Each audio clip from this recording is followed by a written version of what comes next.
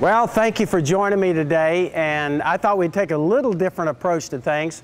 I want to kind of show you where I'm spending most of my life now. It's the race shop at Gibbs Racing in Charlotte, North Carolina. Maybe some of you toured here or been here at some point.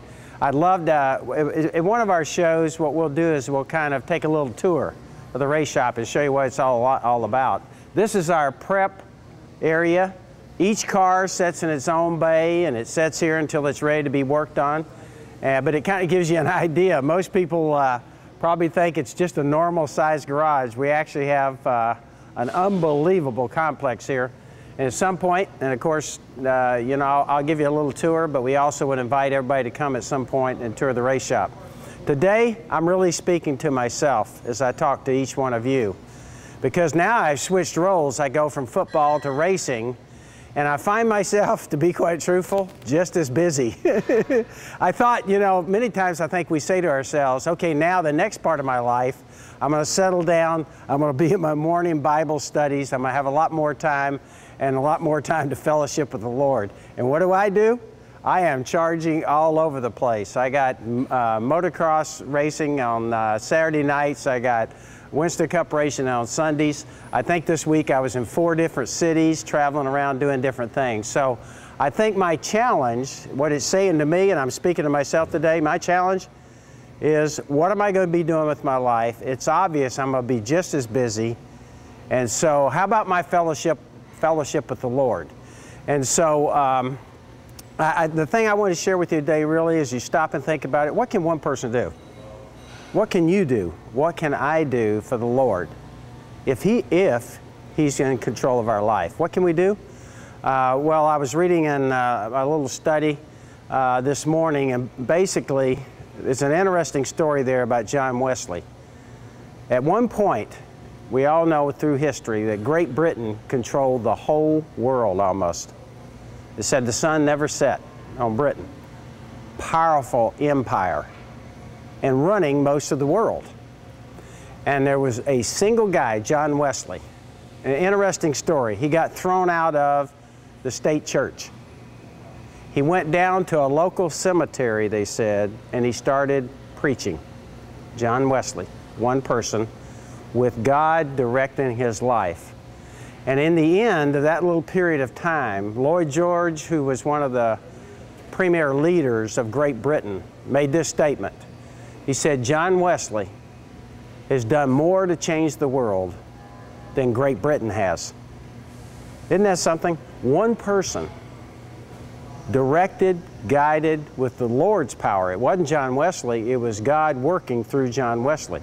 And so I think my challenge, your challenge, and I'm speaking to myself today, is what am I going to do?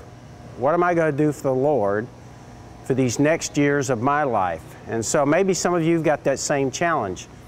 I think back to David. What a great story. What a great life this man led. And it's all printed out in God's Word for us to study his life.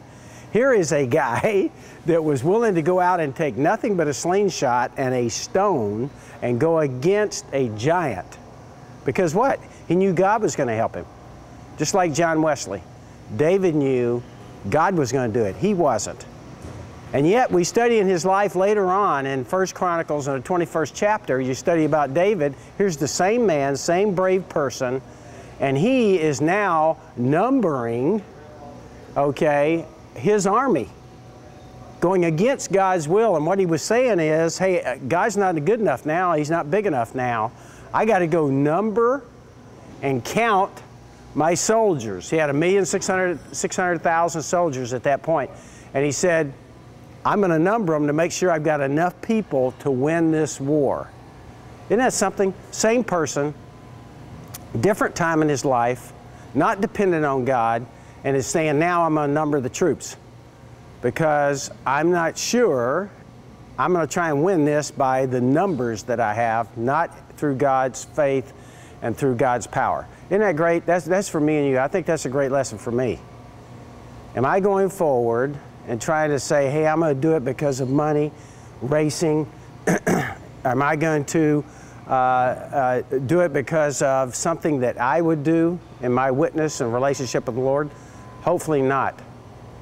This lesson really, to be quite truthful, is from me.